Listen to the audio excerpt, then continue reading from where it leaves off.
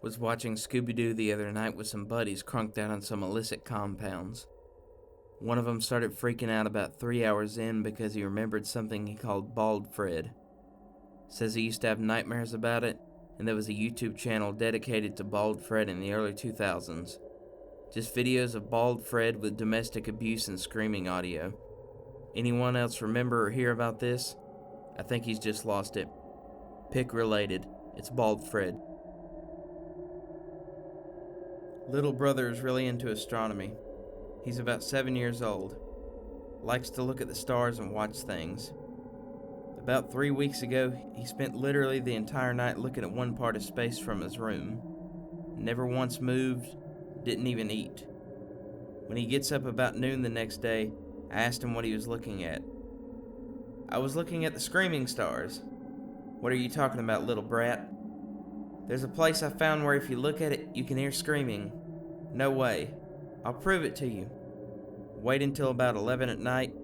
Telescope hasn't moved since the other night. Look into it. Hear very faint screams. Eventually it gets louder. Have to look away. I noped out and told our mom that she should take away his telescope. I'm never going to look at the stars the same way again. A couple months ago, my friend's cousin, a single mother, had gotten a new cell phone. After a long day of work, she placed her phone down on the counter and started watching TV. When her son came to her and asked her if he could play with her new phone, she told him not to call anyone or mess with the text messages, and he agreed to do so. At around 11:20 p.m. when she was getting tired, she decided to go tuck her son in and go to bed herself. She proceeded to go to his room to see that he wasn't there. She went to her room to find him sleeping on her bed with the new phone in his hand. Browsing through her phone, she noticed only minor changes such as a new background, banner, etc., and headed towards the pictures section.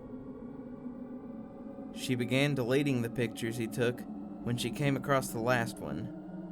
When she first saw it, she couldn't believe it.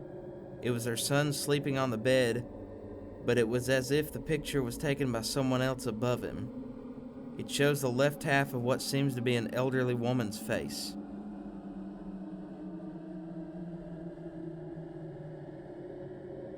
My mom was leaving for a political conference. 70-mile drive through the country roads. We were going to spend the night at our summer house. On the road after taking the ferry. No one around. No houses or cars. Nothing. A small animal is about to cross the road. Mom slows down. All of a sudden, about 100 of the same animals cross the road at a disturbing pace. 2 deers cross right after. We wondered why they were fleeing, so we observed. Then both me and my mom spot something up by the hill to our right where they were fleeing from. We see an 8-foot-tall humanish creature with pointy fists, wearing nothing but leather panties. It closes in on our car, and the reflection of its eyes was bright, shining yellow. It had no hair. It did not have a mouth nor a nose, but a huge gaping hole right under the eyes gaping up like a gash, and was filled with jagged teeth, only 20 feet from our car. I was scared to death, and noped as fuck, screamed, told my mom to drive as fuck. She rolls down the window and asks, "Do you need any help, sir?" Answer was a deep, disturbing, echoing growl. It looks like the creature is about to dash for us. Mom hits the pedal and accelerates to 100 miles per hour in a matter of 10 seconds with our Saab 9000. I didn't sleep for months. I have no idea, 8 years later, what this figure was. I still remember it clear as day, and so does probably my mom. We never speak of it, but I still have nightmares of this figure looking my way. So tell me, X, what the hell did we see?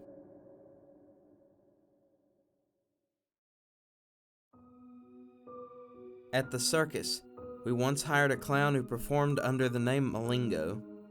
I think we all knew right from the start that there was something wrong with Malingo, and if you're considered odd amongst our ragged crew, there was something seriously wrong.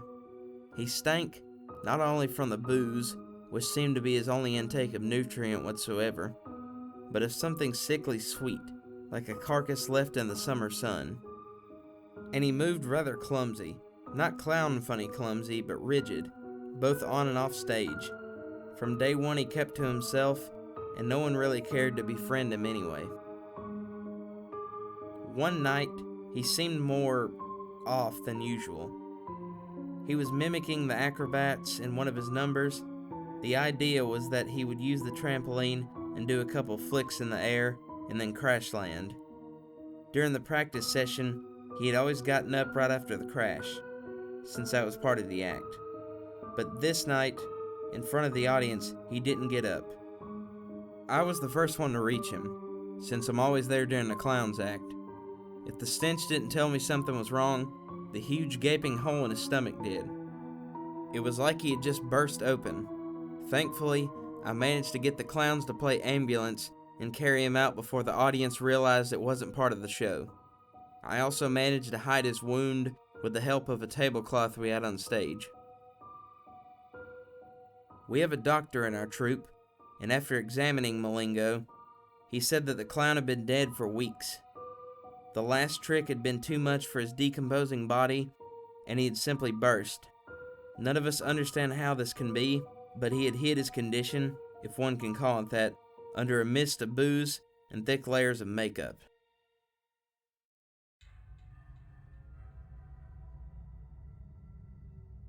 I have a story I like to call Murderbus, trademark, when telling my friends, but probably doesn't deserve such a dramatic name. Girlfriend and I are out at night, driving home. Stuck at stoplight, and two other vehicles also pull up. One is a normal-looking Holden projecting only the slightest of malevolent bogan energy. The other is the Murderbus, trademarked, which at first we figure was just an odd-looking party bus. Study it closely because it's odd, and we were stuck at the stoplight for fucking ages in spite of no traffic. Fucking Perth.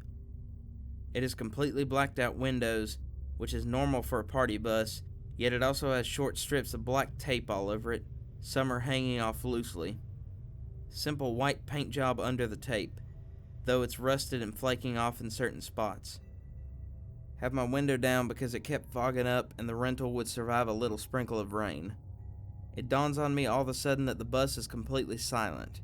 No music, no people talking or any of the telltale signs of a good time. Completely still with clearly no motion from the passengers.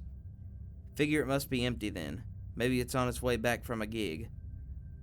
Then I hear a set of fucking loud pain screams coming from within the bus, the kind you instinctually know is from distress. Girlfriend and I stop discussing the sketchy bus and keep our eyes front, fixed on the stoplight as silence falls back in. Feeling watched for the remaining 10 seconds it takes for the light to turn green, other car floors it not wanting to get on the shit list of the mobile party iced in. A few minutes pass, and I let out an awkward chuckle. That was pretty weird, wasn't it, honey? Yeah, that was pretty... Oh shit, it's following us, isn't it? After we calm down, we decide the ideal plan is to pull into the nearby Nando's and pass some time in a populated place. 20 minutes of cheeky fear Nando's later, we go back to the car and we fucking see it. Murderbus trademark drives past the entrance of the shopping center. Pile into the car and head home knowing it takes a few minutes to do a full circle of the shopping center. Never see it again after that, and sometimes feel it was just us being paranoid babies. Still glad we weren't followed home though. That thing gave off a really bad fucking vibe. Ask about it to most of my more outgoing friends. Most of them say that they never heard of or seen a bus like that before, and reassure me that what I had described was indeed a weird encounter. One thinks it was some kind of art project, which would have been pretty funny in hindsight, and I could imagine some jackass thinking it would be a good idea. I'm fully aware this is probably just some weird hobo or DIY disaster, but it still unsettles me thinking about the fact that it was possibly circling the shops we had pulled into for nearly half an hour.